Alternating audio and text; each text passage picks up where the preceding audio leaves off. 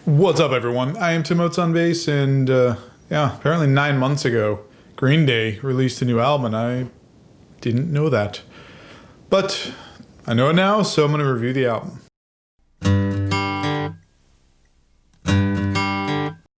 Okay, so all the way back in February, Green Day released their newest album called Father of All Mother.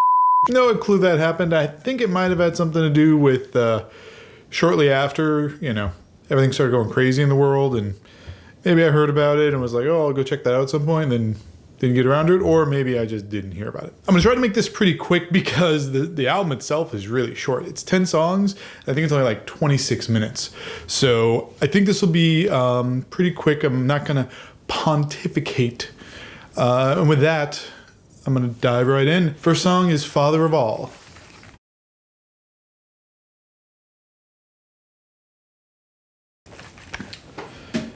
Okay, so I actually did hear that song before. I heard that song when they performed on Howard Stern, but I think it was like last year. So I do remember that my first impression, both when I heard it on Howard and right now, was the falsetto that Billy Joe does is just really unexpected. So it's just something new. He does a good job of it, right? Falsetto is actually not the most easy thing to do, even though everyone can kind of do a falsetto.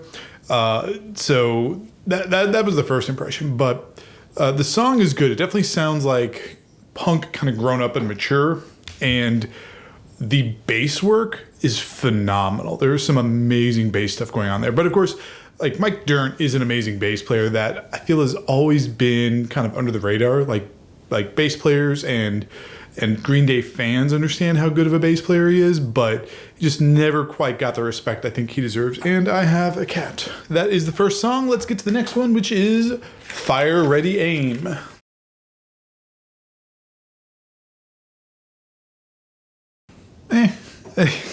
The music and the rhythm actually sounds kind of similar to the last song. Not the vocals. The vocals are very different. There's nothing really groundbreaking here. It just kind of sounds like a cookie cutter pop punk song. So,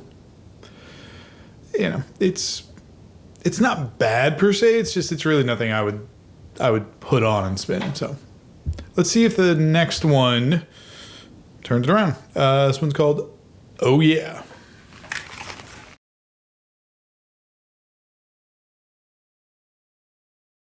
Okay, that was Oh Yeah. This is the third song where I feel like there's been a lot of these percussive intro things, like claps or drums, but it's like a really specific rhythm, kind of up front. I'm just not digging. It's just thematically, I don't know if it's a coincidence, but yeah, it's just not really digging it. I will say this song is catchier than the last song. I could actually kind of hear this being like the background music of like a montage in a movie. Let's check out Meet Me on the Roof.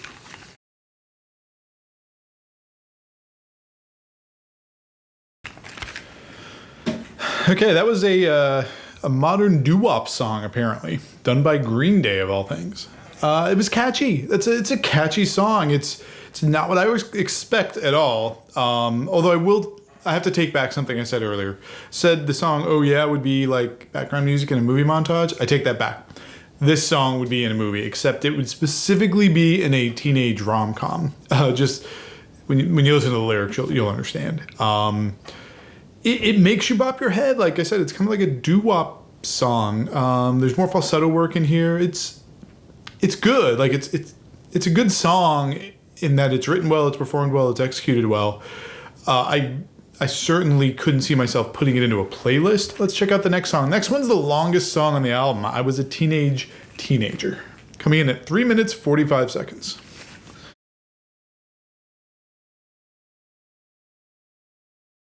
All right, so not bad. It started out with this straightforward bass intro, which was really cool.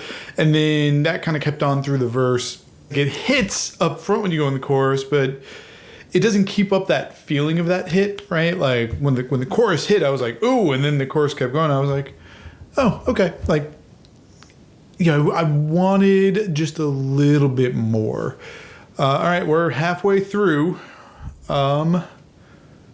Let's check out the next one, Stab You in the Heart. I have a good feeling about this one. This one, although watch, I don't know, it's gonna be a ballad or something. We'll see.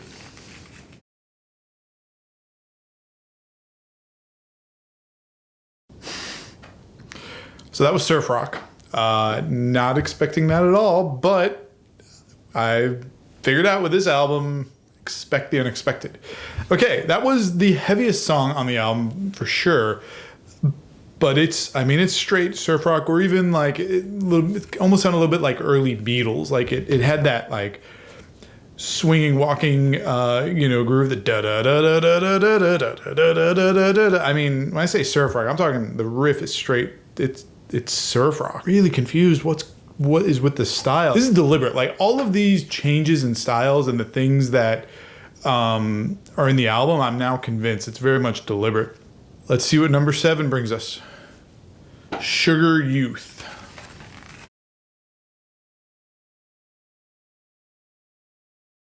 Okay, so that one sounds much more like old school Green Day.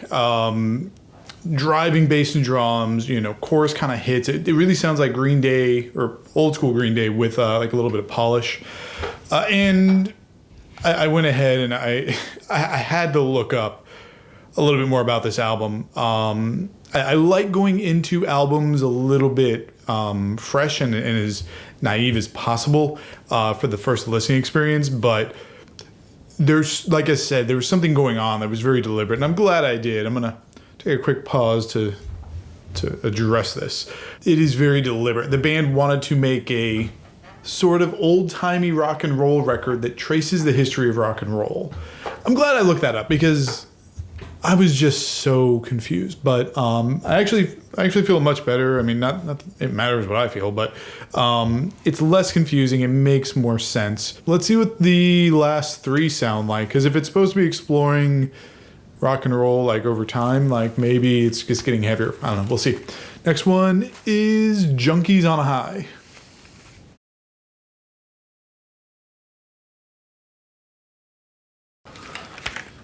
All right, that's cool song. Intro's really moody. I mean, it kind of like throughout the whole song, it portrays this moodiness and emotion. It's really, really, really well done. I dig this song. It highlights the talents of the different band members throughout the song. Like I said, it portrays emotion. It's just really, really cool. By the end of it, you're kind of singing along, which is always a good sign that the song is good. And about 2.5 minutes in, there's this synth drop, which is just like, boom, like, yeah. All right. Really well done. Good. Cool. Let's get to the next one, which is Take the Money and Crawl.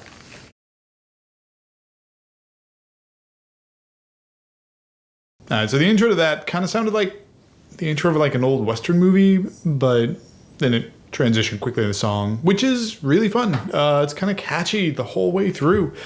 The only thing I didn't like about this is that they did this weird thing to the vocals in the chorus. Like, it's kind of described. It sounds like some sort of like a digital scratch, like if you were scratching a record, like wah, wah, like, but it's like digitally done, like on top of the vocals in certain spots in the chorus. I just didn't like it. It popped. I think if it was a one-time thing, like they did it once, and that was it. I think it might be one of those things where it was like, oh, that was weird, but like, okay. I just found that because it was in the chorus and they did it every time, I found it distracting, and I didn't like it. But everything else about the song is actually really cool. Like besides that one little thing, I thought it was a good song.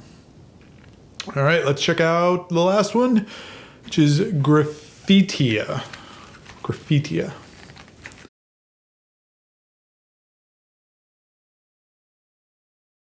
Well, we're time traveling again.